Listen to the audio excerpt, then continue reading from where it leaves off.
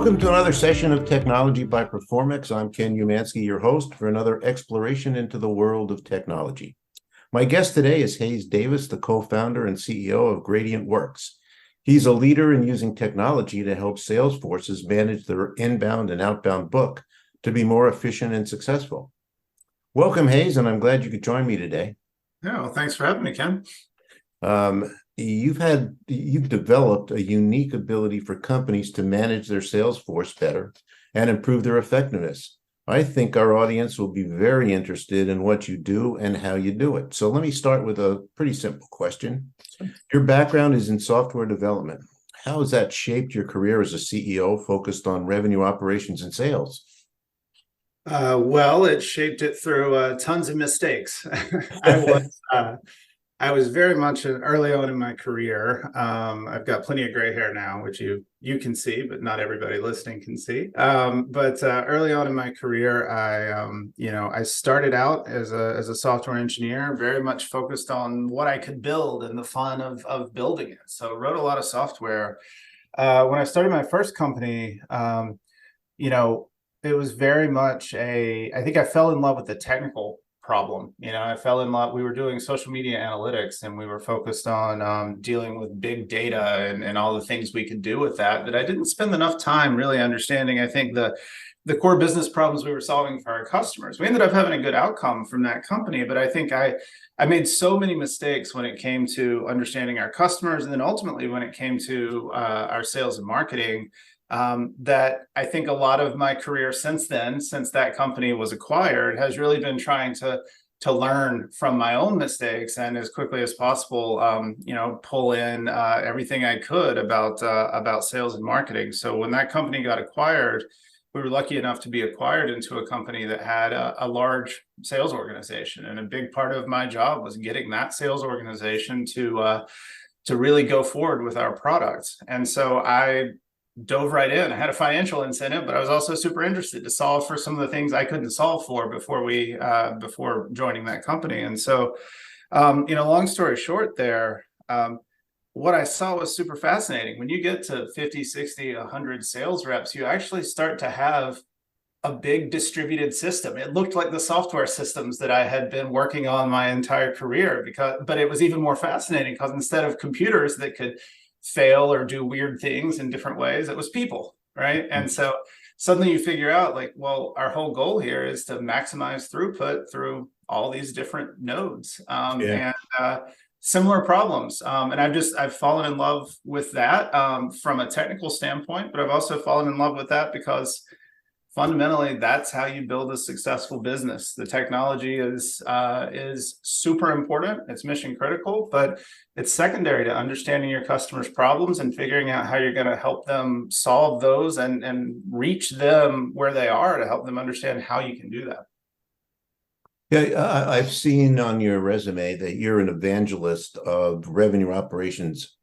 Can you talk about what you've done and how technology has helped build revenue? Yeah, I mean, I think the thing about revenue operations is it's over the last decade or so is I think it's gotten a lot of hype. And, everybody who's been in sales for a long time will say, well, we had sales operations back in the day, and that's true.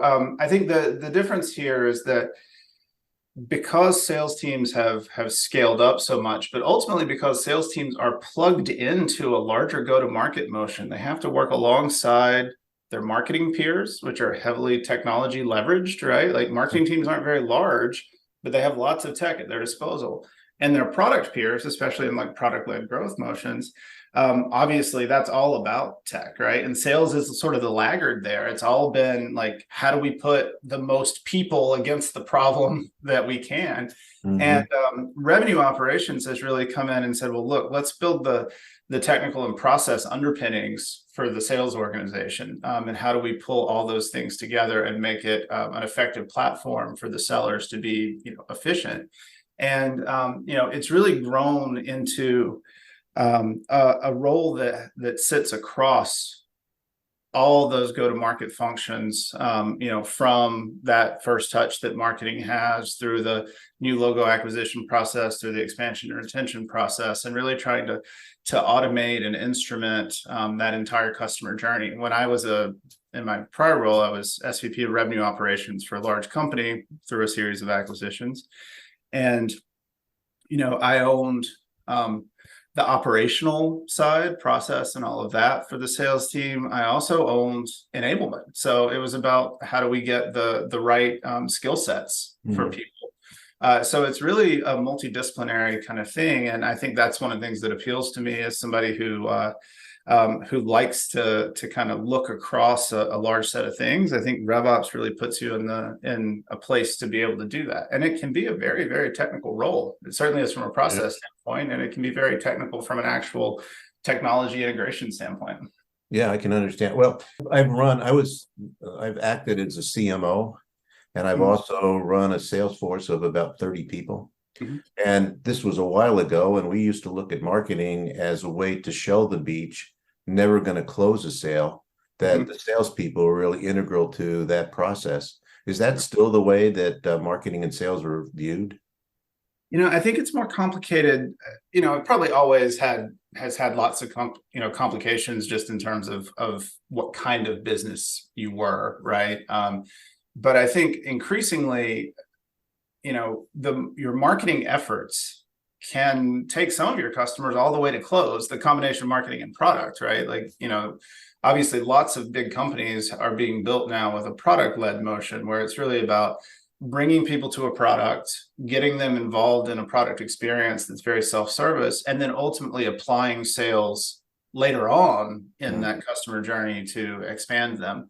And so that's a really common motion now. It was maybe less common in the past, but it'll be, I think, increasingly common in the future. And so the role of sales needs to be very strategic. It's not just, hey, we're the front door and we're the people you go to get a pricing brochure or whatever, right? It's got to be more than that now. And marketing can take people a long way, and low touch, I guess, digital channels can take people a really long way into the buying cycle and the customer journey. Well, things have really changed since I was there. What's the role of AI with sales teams right now, and what are the more forward-thinking sales teams doing with AI? So AI is an incredibly hot topic across anything that touches anything right now. It seems right.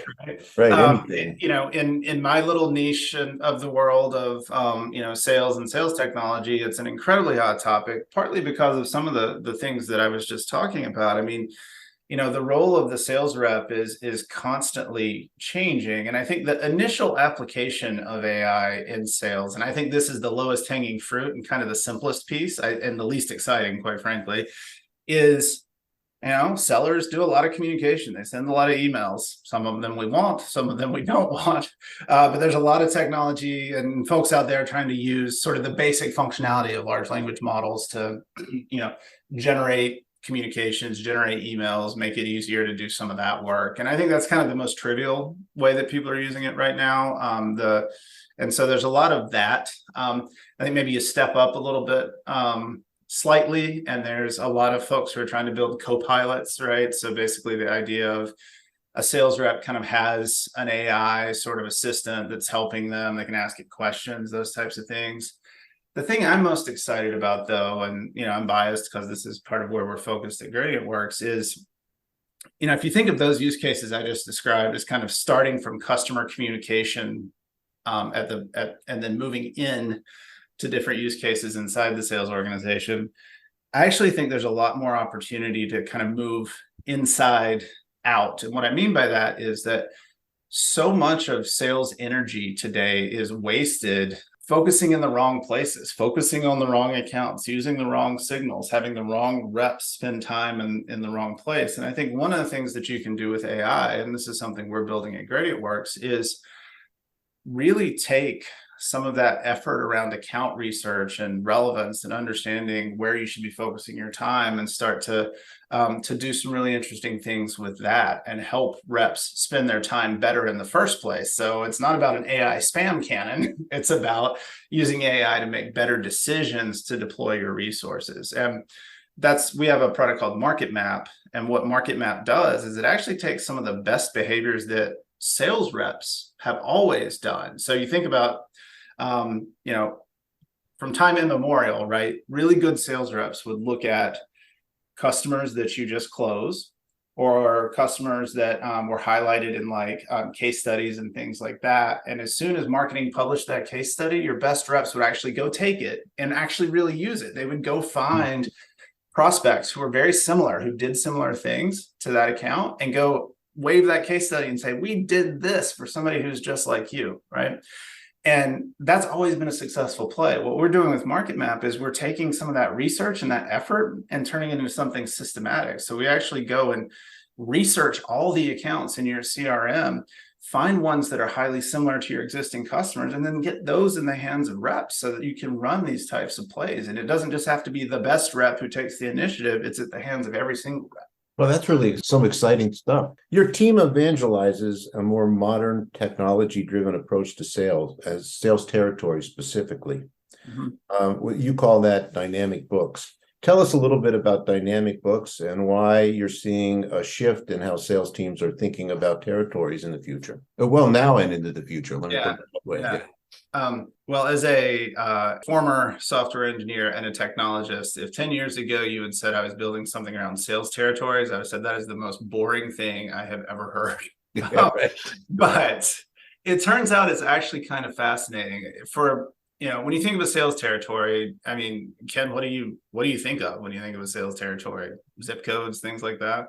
Yeah, I think about geography, and I think about, it's going to be very restrictive, and those sales territories are going to, as you become successful, those sales territories are going to be diminished. The more you make, the less the territory. Success breeds, make it harder. Yeah. And that's really a problem. Yeah, it is. And I think one of the, speaking from a technology standpoint, I mentioned this idea of a distributed system, right?